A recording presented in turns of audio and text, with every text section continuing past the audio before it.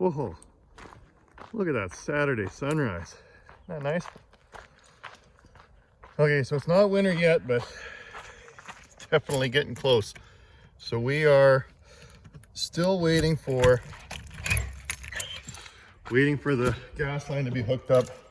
They were supposed to come last week to do this and get the heater going, but unfortunately one of the guys got sick there. So hopefully we'll have heat this week. But the plan for today is I want to get going on Snowman again now that the Duke's safely parked in there. So we're gonna do some more work on the interior, and the first thing I want to tackle is getting rid of that old shifter. That does not match the movie, but this one does.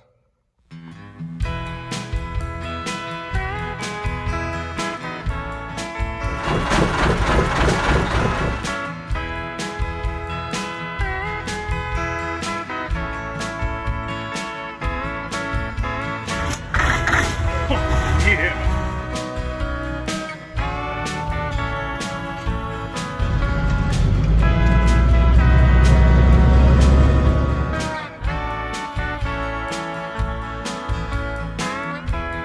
So, first off, we'll try and get this thing off here now. These old airlines were so brittle, they actually well, most of them broke. So I've got some new airline that we're gonna run 5/32, and I actually gotta run new taps down at the transmission and then up to that new shifter. And I keep calling it a new shifter. It's not, it's an old shifter. This is the newer style. Now this one here, this is a 13 speed in this truck, and you can easily tell by the color of the button, the splitter button. They have different colors for the different transmissions. So red is the 13 speed, blue is 15 speed, deep reduction, and then the gray button is an 18 speed. Now the difference between that is the 18 speed, you can actually split the lower range, all the gears in the low range when you're low. Whereas this one is actually blocked until you actually get into high range. So you go through all your gears and then you flip into the high range, and then it allows you to actually split all those gears in the top. Now with this shifter here, it doesn't have that safety lock. It's a little more dangerous to just have it so you could actually, because what you could be doing is going down the highway and you go to drop down, and if I set this up as the low high range for this first split here, and then this splits your top gears, if I accidentally clicked it all the way down here, it would drop it into low range and could do some damage to the transmission. So what I think I'm going to do is I'll just use the splitter button for the top range, and then I got something else for this. This is an old school range splitter. So I was having a tough time finding one at an auto wrecker. But there, so you see that's for low and high range, and you simply attach this to the shift shaft here, and then that'll be your range. So we're going to go with this guy on the top and then this guy on the side. All right. So I've never taken one of these apart before, but it can't be that hard. Yeah, so it's just bolted on there.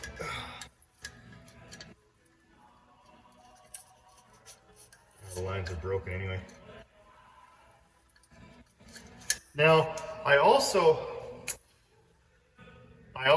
was thinking, well, it'd be kind of neat to have a little bit taller shifter, but unfortunately you can't here because of the big steering wheel.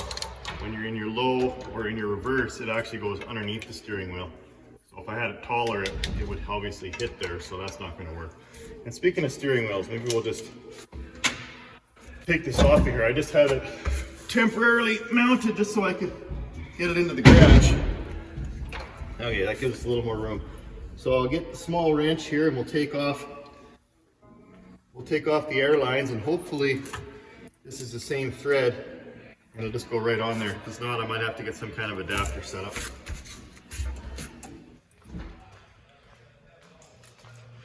So in order to tell what each of those lines do, I need actually some air. So we'll run some shop air to the anti-smoke valve, and then hopefully we can hear it click once it gets enough air in it. Now I actually think this truck might actually be in high range, because when I'm driving it around, it actually seems, I mean, I don't think the rear end is that high of a range, because it seems like it really wants to take off, so it's almost like it's in high range. So I don't know how that happened, but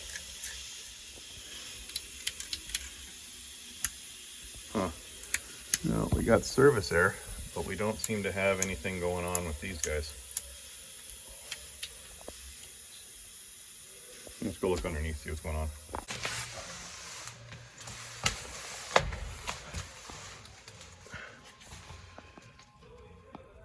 Oh yeah, I forgot. I capped this off. All right. So we've got an expression at work called getting out over your skis. And I think I kind of did that in this case. Because what I should have done is replace all those plastic lines before I put the floor in. So now I've got to actually lift this floor panel out, because where all these lines go, it's right in here, right underneath, and I just can't get at it. So, no big deal. Like I always say, the best kind of work is rework.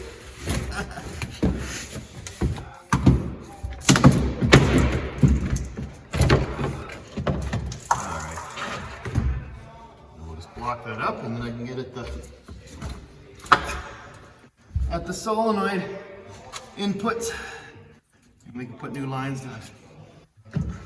Oh well, living. So there's where the lines come in, and it was just going to be too hard to try and get at that from underneath. All right.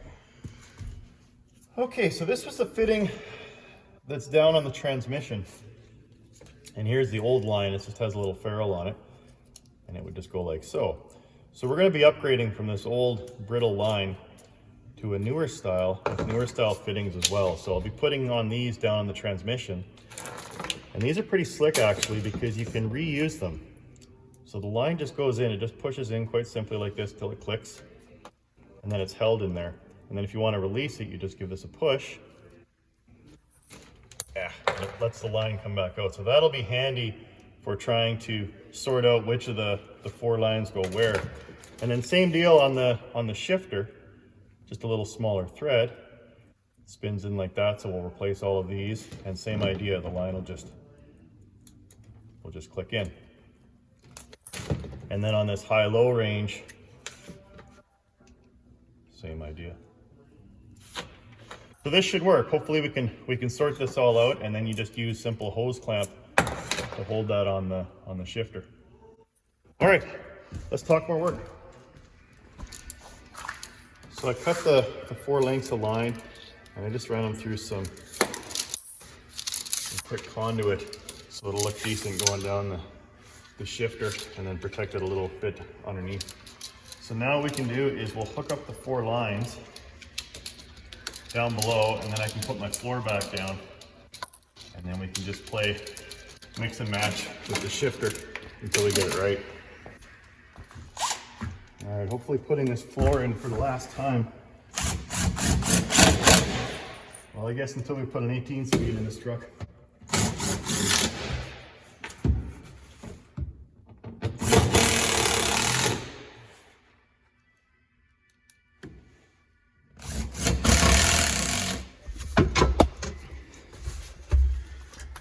Okay, well, let's screw the old one. Hopefully the thread's the same. Uh-oh. Why would it be? Thank you, Eaton Fuller, for changing the thread somewhere along the way. Okay, so I'm going to need some sort of adapter. Yeah, that's much smaller. Fun, nothing's easy. I suppose what I could do is drill this out and tap it with this larger coarse thread. Looks like there's enough material there. Well, I sure hate mucking with this though. I wouldn't want to screw this up. These are hard to come by.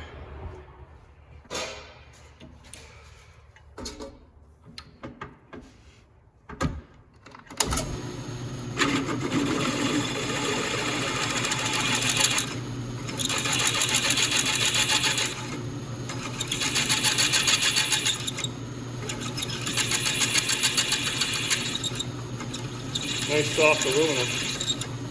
That's easy.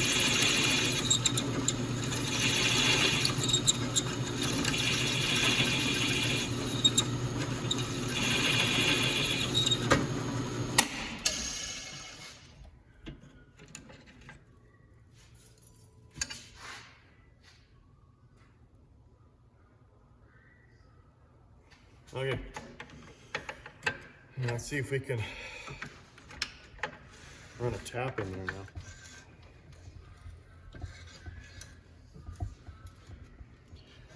That should be bottom.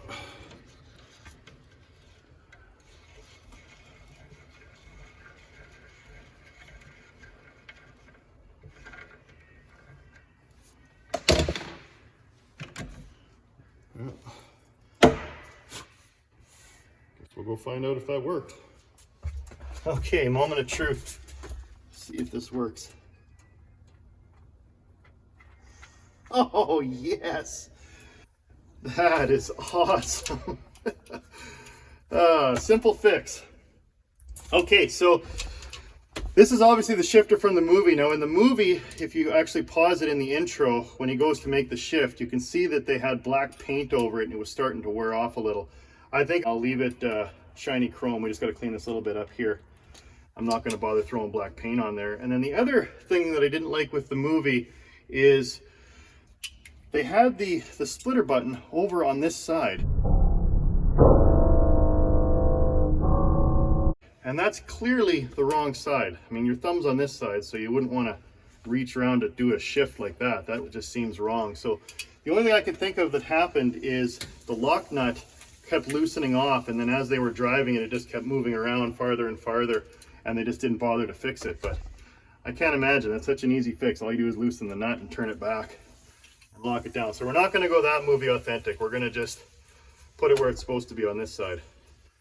Okay, so next what I'm planning to do is, it's a little rusty on the top of the shifter stick here, so I'll throw a little bit of paint on there, and then I got to get the new fittings to put on there, and that way we can start hooking up all these new lines. All right, onwards and upwards.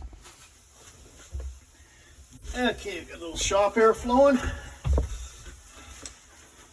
We got some air coming out of some of these lines, so that's a good sign.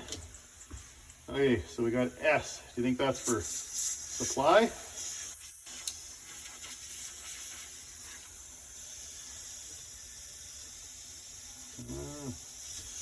There's no way to, oh, these should almost be equal length, Mark. Oh well, we'll fix that later.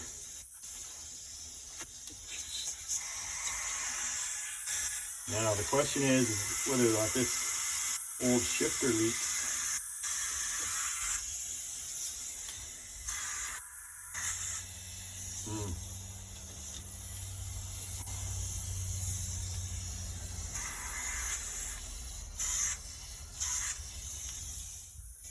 Where are we leaking here? Guess I should get my snoop. Yeah, it's leaking out of it.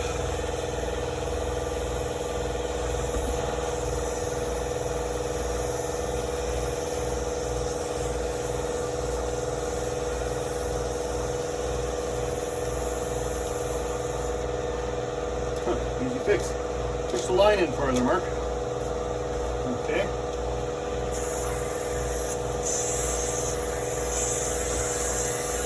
Now we're trying a different idea. I'm thinking maybe the supply. Oh.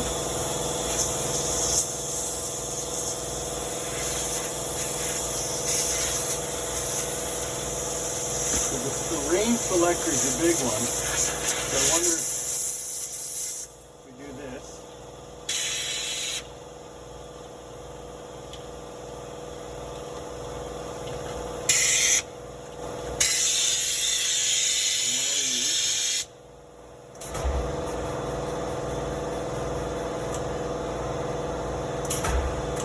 I wonder if that's the splitter. Maybe we got that one right, but then why isn't this one working? Oh man. Keep trying, I guess. Okay, I don't know if I'm going to get this by guessing. So maybe I'll take a look and see if I can find a schematic on the old interwebs.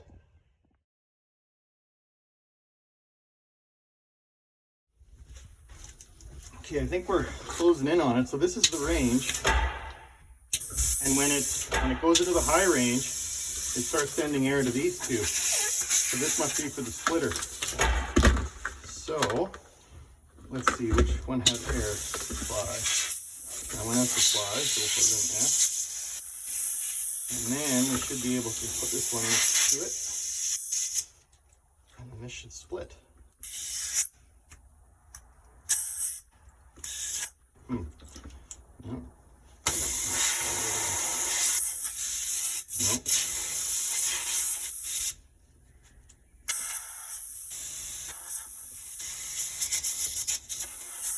Maybe flip them around.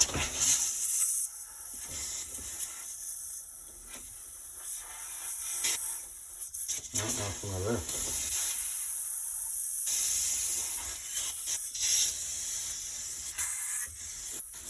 Well, not quite. Okay, so we're struggling a bit here. So I thought I'd go and refer to the Duke, because the Duke's got a similar setup to what we're going for. So we got the high-low range. So you got a supply and then a feed. I think we got that one figured out. But now this one is only a two-way splitter, and it has actually 3 lines going into it. But then I traced one of the lines down here and it just doesn't go anywhere, so I don't know if it's an exhaust or what. So theoretically we should be able to do this with 4 lines. My only concern is this only has 3 ports, whereas the one that I have is a range selector and a splitter, so it's got 4 ports. So when I try a different combination of putting those 2 lines in, the 2 remaining lines, because I use 2 in the high-low range and then 2 for this, every time I go to move the splitter switch, it starts blowing air out of one of the other ports. So I was doing some reading on the ATHS forum, and one guy was saying what he did to make this work was he put a T in right here. So this is where all the air lines come in. Again, cabovers are awesome for stuff like this because you can get at it. And they had the guy put a T in here and then ran an extra line. So maybe that's what needs to happen to make this work. But this one's working with 4 lines. Oh well, just keep playing with it, I guess. Okay, I think we finally nailed it after trying just about every darn combination out there. I think we finally got it. Okay, so low range, high range, then that sends air to this, and we're in direct, and then we go to split our gears. Whoops. So I got it in low and direct instead of direct and overdrive. That actually bleeds air off. So what I can do is actually plug that off, but it's still splitting. It's still splitting the upper. And then when you're in low range, it actually cuts off the air, so that's a safety device. So this is actually going to work better than I thought it was going to. Okay, so now that that's done, we can put this back on there and connect this up. Well, I quit my job down at the car wash and helped my mama a goodbye note. By sundown I left Kingston with my guitar under my coat. I hitchhiked all the way down to Memphis. I got a room at the YMCA. For the next 2 weeks I went a-haunting them nightclubs looking for a place to play. Well, I thought my picking would set them on fire, but nobody wanted to hire a little guitar man. Well, I nearly about starved to death down in Memphis. I run out of money and luck, so I bummed me a ride down to Macon, Georgia on overloaded boat and truck. I bummed on down to Panama City, started checking out some of them all-night bars, hoping I could make myself $1 making music on my guitar. I got the same old story, them all-night peers. There ain't no room around here for a guitar man. Well, Install my new seat. Let's give this a go. Okay, going through the gears, switch to high range, and then we can split a gear. Oh, beauty. and then back down. Oh, that's gonna be good.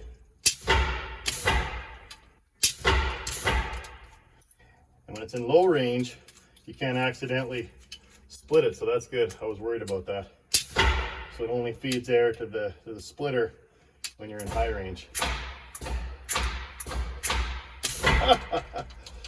Awesome.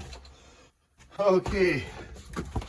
You know, and you wonder why these builds take so many episodes, because that didn't seem like a lot. That took me the whole darn day. It's almost supper time now, so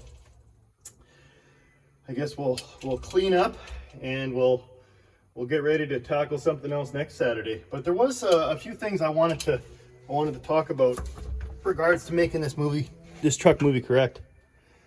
Okay, so I'm very happy with that shifter. That matches the movie truck pretty darn close. And then of course I got the movie correct gauges from Peg. We still need to put those in. Maybe next episode I better go over and get a new Speedo cable made up, or a tack cable, I guess. If you've been following the build for a while, you know that I was able to track down off of eBay a Pace CB145. This is a 23 channel as opposed to some of the newer CBs that are 40.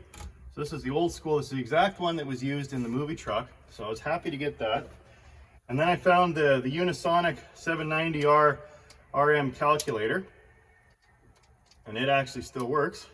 So that's cool. Again, found that on eBay. So that, I think, well, I gotta take a look at the movie. I think it was mounted something like that. But the piece that I'm still missing is the police scanner. And that's obviously how Bandit and Snowman were able to, you know, stay ahead of the Smokies, is because they were able to scan all the police frequencies and listen in. And those Pace, either the 10.4U or the 10.4H police scanners, they still work. If you've got one that's still working condition, it'll actually pick up the current police frequencies. So they're extremely rare and hard to find. I have found a few. The reason they're so in demand is because a lot of guys are building Trans Ams like the movie. Not so many guys are like me out there that are building the movie truck, but they're building the movie car. So the Trans Ams had the Pace scanners as well. So a lot of them have been scooped up for that. And so that's why there's very few left out there. I do have a kind of an eye on eBay that tells me when there's a scanner that comes up, a Pace scanner that comes up. And one morning, oh, it was probably a couple months ago, I stopped for a coffee break on a Saturday morning after working on one of the trucks, and it said Pace 10.4U police scanner, and I'm like, yes. And I think it was buy it now for $500. And by the time I clicked on it, it was maybe a half hour after it was posted. It was already gone. So it shows how fast they disappear. So I'll keep an eye out for a 10.4U police scanner. If anyone out there finds one, please hit me up, twinstickgarage@gmail.com. But until I find the proper Pace 10.4U, I decided I wanted to have at least some sort of scanner. So I picked up this one. Now again, it's not movie accurate. It's a Regency one, and it's not quite perfect, and it's probably going to irritate me more than anything. But at least it's a scanner, and we can build out this interior, because I do need to still put in the interior from the day cab company in the cab here. This little guy goes in like so, something like that. And again, it's not the exact one that was from the movie, but it was reasonably priced. So I thought, well, we'll pick this one up and we'll mount it up there like that, so at least we have something. But again, if anyone out there knows where a Pace 10.4U or a 10.4H police scanner is, please let me know. And with that, I think we're gonna wrap it up. Again, not a lot accomplished, but I'm very happy with what was accomplished, because this is pretty neat. I do like this, and I'm glad we were able to get it working. All right, still a long way to go, but we'll get there. Out of the scene and thought the bandit was gone. Awesome. Well, his truck jackknife turned completely around.